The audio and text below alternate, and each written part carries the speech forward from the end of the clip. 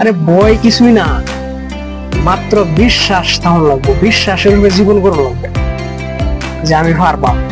সব কিছুই বাইরে থাকতো না। সফলতা মানুষের জীবনও পরিশ্রম আর ধৈর্যের মাঝে দায়। সফলতা আনবার হইলে জীবনও পরিশ্রম করুন লাগবো আর ধৈর্য রাখুন লাগবো।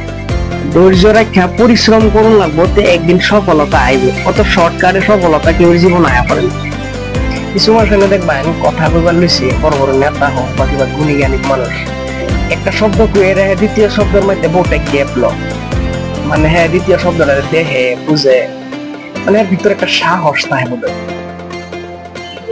সাহসে ব্যবহার করে হ্যাঁ কথা কয়।